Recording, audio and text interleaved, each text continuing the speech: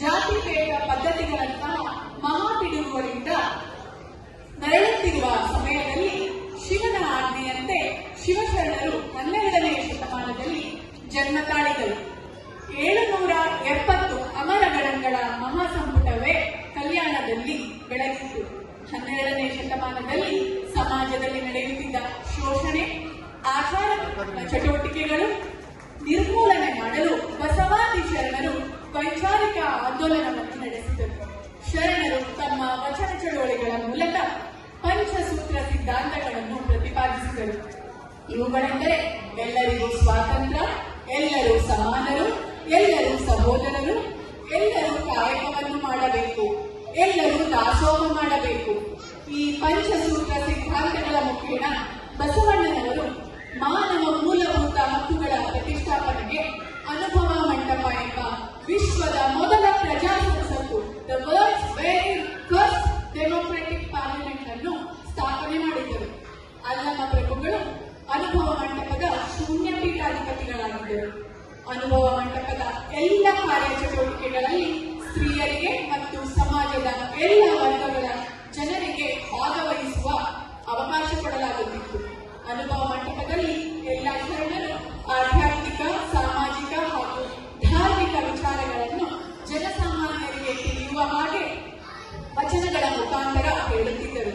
ವಚನಗಳು ಜನರಲ್ಲಿ ಜಾಗರೂಕತೆ ಮೂಡಿಸುವಲ್ಲಿ ಮಹತ್ವದ ಕಾರ್ಯವನ್ನು ನಿರ್ವಹಿಸಿವೆ. ಅಷ್ಟೇ ಅಲ್ಲದೆ ವಚನಗಳು ಕನ್ನಡ ಸಾಹಿತ್ಯದಲ್ಲಿ ಅಮೂಲ್ಯ ಸಂಪತ್ತಾಗಿ ಉಳಿದಿವೆ. ಅನುಭವ ಮಂಟಪವು ಜನಸಾಮಾನ್ಯರ ಮನಸ್ಸಿನಲ್ಲಿ ಕ್ರಾಂತಿಯನ್ನು ಉಂಟು ಮಾಡಿದ ಸಂವಾದ ಕೇಂದ್ರವಾಗಿತ್ತು. ಇಂತಹ ಅದ್ಭುತ ಅನುಭವ ಮಂಟಪವನ್ನು ಈ ದಿನ ನಮ್ಮ ಬಸವ ಸಮಿತಿ ಮಹಾಮನೆಯ ಮಕ್ಕಳು ತೋರಿಸುತ್ತಿದ್ದಾರೆ. ಇವರೆಲ್ಲರಿಗೂ ಜೋರಾದ ಕರತಾಳದೊಂದಿಗೆ ಪ್ರೋತ್ಸಾಹಿಸಿ.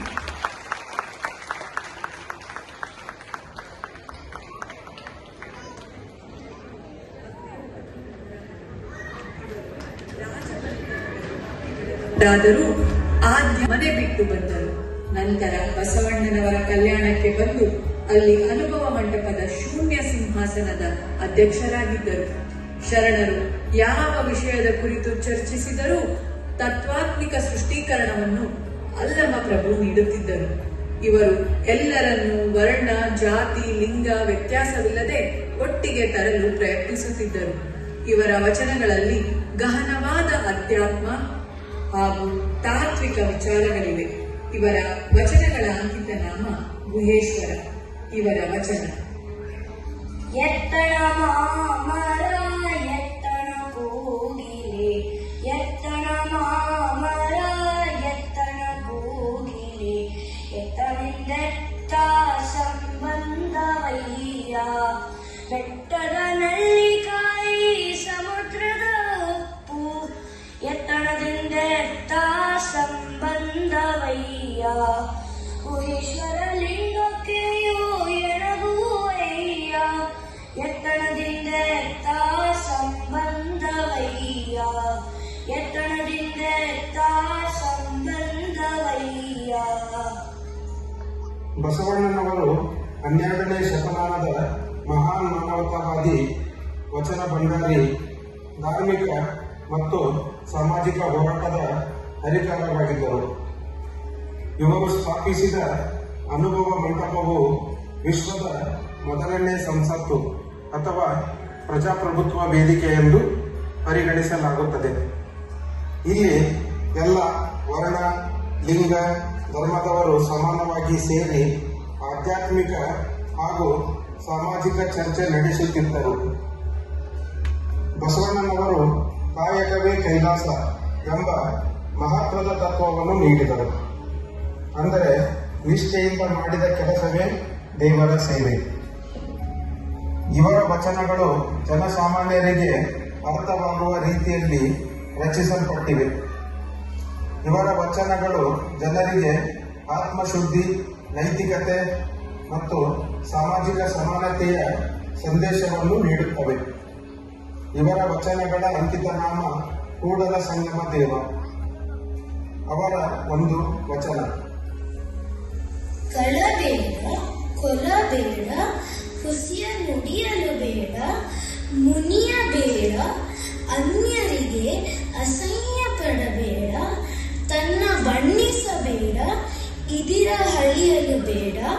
ಇದೇ ಅಂತರಂಗ ಶುದ್ಧಿ, ಇದೇ ಬಹಿರಂಗ ಶುದ್ಧಿ, ಇದೇ ನಮ್ಮ ಕೂಡಲ ಸಂಗಮ ದೇವರ ನೊಲಿಸುವ ಪರಿ, ಇದೇ ನಮ್ಮ ಕೂಡಲ ಸಂಗಮ ದೇವರ ನೊಲಿಸುವ ಪರಿ.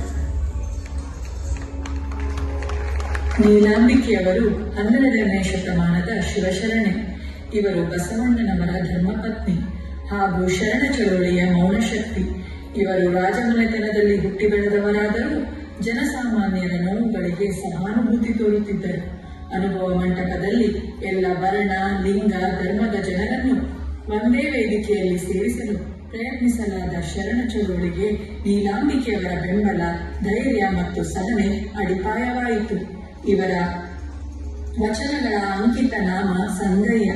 ಇವರ ಒಂದು ವಚನ: ಪ್ರಾಣದ ಹಂಗೆಮಗಿಲ್ಲ, ಪ್ರಸಾದದ ಹಂಗೆಮಗಿಲ್ಲ, ಪರಿಣಾಮದ ಹಂಗೆಮಗಿಲ್ಲ, ಈ ಕಾಯದ ಹಂಗೆಮಗೆ ಮುನ್ನವೇ ಇಲ್ಲ, ಇಹಪರದ ಹಂಗೆಮಗು ಮುನ್ನವೇ ಇಲ್ಲ. ಸಂಗಯ್ಯ ನೀನಿಲ್ಲದ ಕಾರಣ ನಾ ಮುನ್ನವೇ ಇಲ್ಲ. ಚನ್ನ ಬಸವಣ್ಣವರದು 12ನೇ ಶತಮಾನದ ಶರಣ ಸಮೂಹದಲ್ಲಿ ಅಗ್ರಗಣ್ಯವಾದ ಹೆಸರುಗಳಲ್ಲಿ ಬಹು ಪ್ರಮುಖವಾದುದು. ಇವರ ಜೀವಿತ ಕಾಲಾವಧಿ ಕೇವಲ 24 ವರ್ಷಗಳು ಮಾತ್ರ. ಕಲ್ಯಾಣ ಕ್ರಾಂತಿಯ ನಂತರ ಶರಣರು ಹಾಗೂ ವಚನಗಳನ್ನು ಸಂರಕ್ಷಿಸಿದರು. ಇವರ ಶ್ರಮದ ಫಲವಾಗಿ ವಚನ ಸಂಗ್ರಹವು ಇಂದಿಗೂ ಲಭ್ಯವಿದೆ. ಷಟ್ಸ್ಥಳ ಸಿದ್ಧಾಂತದ ಪ್ರಮುಖ ವಚನಕಾರರಾಗಿ ಅದಕ್ಕೆ ಹೆಚ್ಚಿನ ಕೊಡುಗೆ ನೀಡಿದರು. ಚನ್ನಬಸವಣ್ಣನವರ ವಚನಗಳ ಅಂಕಿತ ನಾಮ ಕೂಡಲ ಚನ್ನ ಸಂಗಯ್ಯ. ಅವರ ಒಂದು ವಚನ: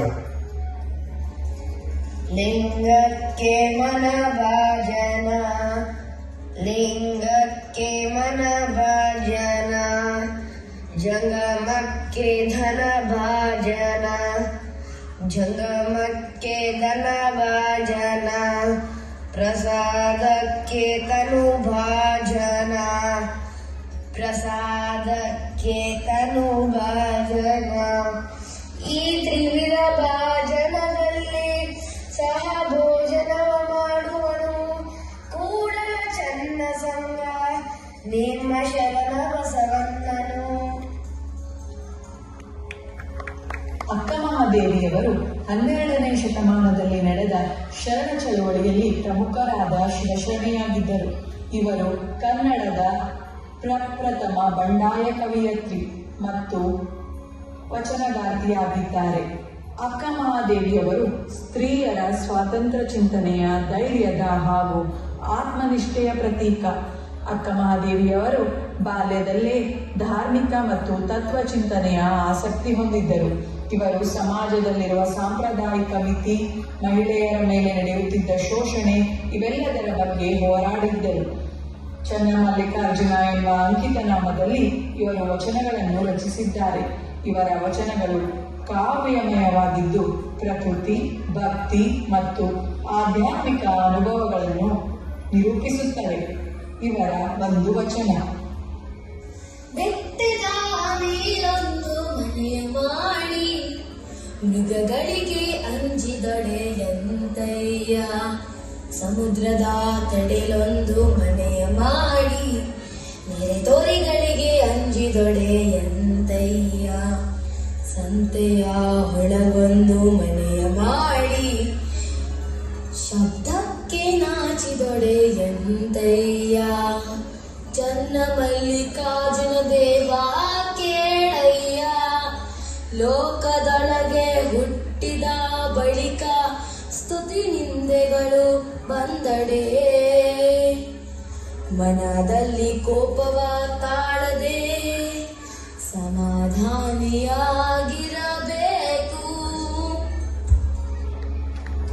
ವಚನಕಾರ ಸಿದ್ದರಾಮೇಶ್ವರರು 12ನೇ ಶತಮಾನದ ಶ್ರೇಷ್ಠ ವಚನಕಾರರಾಗಿದ್ದು ಸ್ವನ್ನಲ್ಲಿಗೆಯವರು. ಅವರ ಕಾಯಕ ದೇವಸ್ಥಾನ ನಿರ್ಮಾಣ, ಕೆರೆಕಟ್ಟೆಗಳ ನಿರ್ಮಾಣ ಮುಂತಾದ ಕೆಲಸಗಳನ್ನು ಮಾಡುತ್ತಾ ಕರ್ಮಯೋಗಿ ಎಂದೇ ಪ್ರಸಿದ್ಧರಾದರು. ಅವರ ವಚನಗಳು ಕಪಿಲ ಸಿದ್ಧ ಮಲ್ಲಿಕಾರ್ಜುನ ಎಂಬ ಅಂಕಿತ ನಾಮದಿಂದ ಪ್ರಕಟವಾಗಿವೆ. ಬಾಲ್ಯದಿಂದಲೂ ಕುರಿ ಕಾಯುವ ಕಾಯಕ ಮಾಡುತ್ತಾ ಶ್ರೀಶೈಲಕ್ಕೆ ಹೋಗಿ ಮಲ್ಲಿಕಾರ್ಜುನನ ದರ್ಶನ ಪಡೆದರು. ಕಪಿಲ ಸಿದ್ಧ ಮಲ್ಲಿಕಾರ್ಜುನ ಎಂಬ ಅಂಕಿತ ನಾಮದಿಂದ ವಚನಗಳನ್ನು ರಚಿಸಿದ್ದಾರೆ. ಅವರ ಒಂದು ಈ ಫಲವೇನಯ್ಯ ವೇಷದಂತಾಚರಣೆ ಇಲ್ಲದನ್ನಕ್ಕ, ವೇದಾಂತವನ್ನೋದಿ ಫಲವೇನಯ್ಯ ಬ್ರಹ್ಮತಾವಾಗದನ್ನಕ್ಕ, ಜ್ಞಾನ ಕೆರೆಯ ತೋಡಿ ಫಲವೇನಯ್ಯ ಪುಣ್ಯತೀರ್ಥಗಳು ಬರದನ್ನಕ್ಕ. ಕಪಿಲ ಸಿದ್ಧ ಮಲ್ಲಿನಾಥ, ಕಪಿಲ ಸಿದ್ಧ ಮಲ್ಲಿನಾಥ. ಒಕ್ಕಲಿಗ ಮುದ್ದಣ್ಣನವರು 12ನೇ ಶತಮಾನದ ಬಸವಯುಗದ ವಚನಕಾರರು. ವ್ಯವಸಾಯದ ಕಾಯಕ ಮಾಡುತ್ತಲೇ ದಾಸೋಹ ನಡೆಸುತ್ತಿದ್ದ ಅನುಭಾವಿ ಶಿವಶರಣರು. ಇವರ ವಚನಗಳ ಅಂಕಿತ ನಾಮ ಕಾಮ ಭೀಮ ಜೀವಧನದೊಡೆಯ. ಇವರ ವಚನಗಳಲ್ಲಿ ವ್ಯವಸಾಯದ ಪರಿಭಾಷೆಯನ್ನು ಉಪಯೋಗಿಸಿಕೊಂಡಿದ್ದಾರೆ. ಅಂಗ ಲಿಂಗ ದಾಸೋಹ ಕಾಯಕ ಪ್ರವೃತ್ತಿಗಳನ್ನು ಆಧ್ಯಾತ್ಮಿಕ ವಿಚಾರಗಳಾಗಿ ಬೆಸೆದು ಜನಸಾಮಾನ್ಯರಿಗೂ ಅರ್ಥವಾಗುವ ರೀತಿಯಲ್ಲಿ ವಚನಗಳನ್ನು ರಚಿಸಿದ್ದಾರೆ. ಇವರ ಒಂದು ವಚನ: ಅಂಗವೇ ಭೂಮಿಯಾಗಿ, ಅಂಗವೇ ಭೂಮಿಯಾಗಿ, ಲಿಂಗವೇ ಬೆಳೆಯಾಗಿ, ಲಿಂಗವೇ ಬೆಳೆಯಾಗಿ, ವಿಶ್ವಾಸವೆಂಬ ಭತ್ತ ಉಳಿದು ಉಂಡು, ವಿಶ್ವಾಸವೆಂಬ ಭತ್ತ ಉಳಿದು ಉಂಡು. ಸುಖಿಯಾಗಿರಬೇಕೆಂದ ಕಾಮ ಭೀಮ ಜೀವಧನದೊಡೆಯ, ಸುಖಿಯಾಗಿರಬೇಕೆಂದ ಕಾಮ ಭೀಮ ಜೀವಧನದೊಡೆಯ. ಅಂಬಿಗರ ಚೌಡಯ್ಯ 12ನೇ ಶತಮಾನದಲ್ಲಿ ಜೀವಿಸಿದ ಶಿವಶರಣ ಹಾಗೂ ವಚನಕಾರರು. ಉಳಿದೆಲ್ಲ ವಚನಕಾರರಿಗಿಂತ ಭಿನ್ನ ಹಾಗೂ ವಿಶಿಷ್ಟ ವ್ಯಕ್ತಿತ್ವದವರು. ವೃತ್ತಿಯಿಂದ ಅಂಬಿಗ, ಪ್ರವೃತ್ತಿಯಲ್ಲಿ ಅನುಭಾವಿ. ನೇರ ನಿರ್ಮಿತ ನುಡಿಗಳಿಂದ ವಚನಗಳನ್ನು ಬರೆದಿರುವುದು ಗೋಚರಿಸುತ್ತದೆ. ಬಸವಣ್ಣನವರ ಅನುಭವ ಮಂಟಪದಲ್ಲಿ ಸಮಾನ ಭೂಮಿಕೆಯ ಸಮ್ಮೇಳನವನ್ನು ಸೇರಿಕೊಂಡು ತನ್ನ ಕಾಯಕ ಅಥವಾ ವ್ಯಕ್ತಿನಾಮವಾದ ಅಂಬಿಗರ ಚೌಡಯ್ಯ ಎಂಬುದೇ ಇವರ ವಚನಗಳ ಅಂಕಿತವಾಗಿದೆ. ಅವರ ಒಂದು ವಚನ: ತಂದೆ ತೊಟ್ಟವ ಗುರುವಲ್ಲ, ಕಾವಿ ಹೊಟ್ಟವ ಜಂಗಮವಲ್ಲ, ಶೀಲ ಕಟ್ಟಿದವ ಶಿವಭಕ್ತನಲ್ಲ, ನೀರು ತೀರ್ಥವಲ್ಲ, ಕೂಡು ಪ್ರಸಾದವಲ್ಲ, ಹೌದೆಂಬವನ ಬಾಯ ಮೇಲೆ ಅರ್ಧ ಮಣದ ಪಾದರಕ್ಷಯ ತೆಗೆದುಕೊಂಡು ಮಾಸಿ ಕಡಿಮೆ ಇಲ್ಲದೆ ತೂಗಿ ತೂಗಿ ಟೊಕಟೊಕನೆ ಹೊಳೆಯೆಂದಾತ ನಮ್ಮ ಅಂಬಿಗರ ಚೌಡಯ್ಯ, ನಮ್ಮ ಅಂಬಿಗರ ಚೌಡಯ್ಯ. ಆಯ್ದಕ್ಕಿ ಮಾರಯ್ಯ ಮತ್ತು ಲಕ್ಕಮ್ಮ ದಂಪತಿಗಳು 12ನೇ ಶತಮಾನದ ಶರಣರು. ಆಯ್ದಕ್ಕಿ ಮಾರಯ್ಯ ಮತ್ತು ಲಕ್ಕಮ್ಮ ದಂಪತಿಗಳು ಬಸವಣ್ಣನವರ ಸಿದ್ಧಾಂತಗಳಿಂದ ಪ್ರಭಾವಿತರಾಗಿ ಕಲ್ಯಾಣಕ್ಕೆ ಬಂದರು ಎಂದು ಹೇಳಲಾಗಿದೆ. ಬಸವಣ್ಣನವರ ಮಹಾಮನೆಯ ಮುಂದೆ ಚೆಲ್ಲಿದ ಅಕ್ಕಿಯನ್ನು ಆಯುವುದು ಇವರ ಕಾಯಕ. ಆದುದರಿಂದಲೇ ಆಯ್ದಕ್ಕಿ ಮಾರಯ್ಯ ಎಂದು ಪ್ರಸಿದ್ಧರಾಗಿದ್ದಾರೆ. ಅವರ ಒಂದು ವಚನ: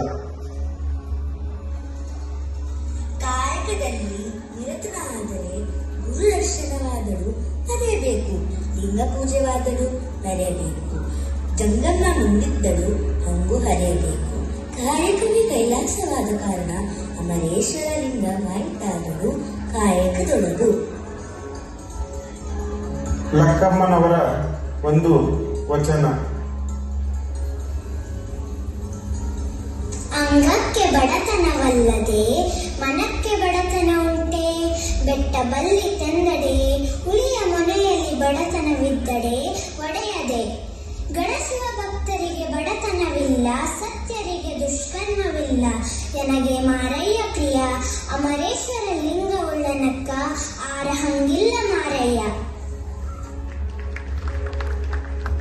ಆಧಾರ ಚೆನ್ನಯ್ಯನವರು 12ನೇ ಶತಮಾನದ ಮಹಾನ್ ಶಿವಶರಣರು ಮತ್ತು ಇವರು ಬಸವಣ್ಣನವರ ಸಮಕಾಲೀನ ವಚನಕಾರರು.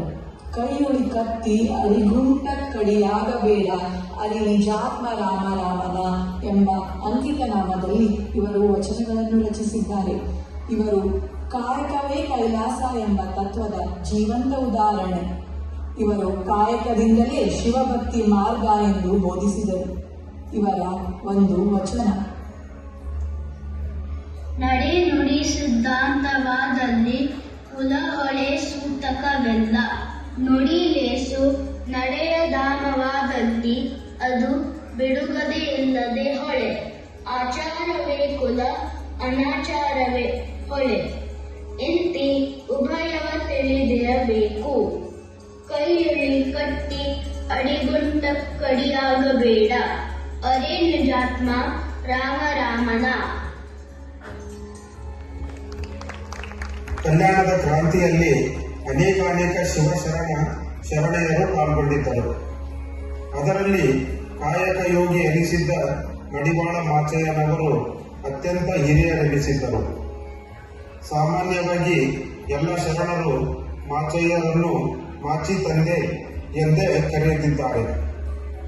ಭಕ್ತಿ ಭಂಡಾರಿ ಬಸವಣ್ಣನವರು ಮಾಚಯ್ಯನವರನ್ನು ಬದುಕಿಗೆ ಕಾರಣರು ಎಂದು ಹೊಗಳಿದ್ದಾರೆ.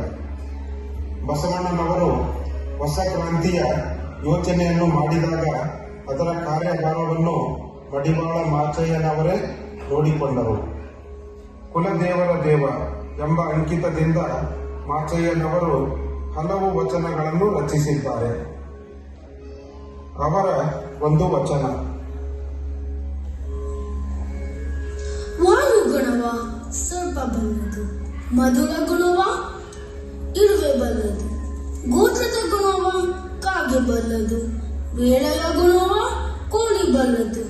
ಇದೇ ಕಾರಣ ಮನುಷ್ಯ ಜನ್ಮದಲ್ಲಿ ಬಂದು ಶಿವಜ್ಞಾನ ಅರಿಯದಿದ್ದರೆ ಆ ಕಾಗೆ ಕೋಳಿಗಳಿಂದ ಕಷ್ಟ ಕಾಣ. ಕಲಿದೇವರ ದೇವ.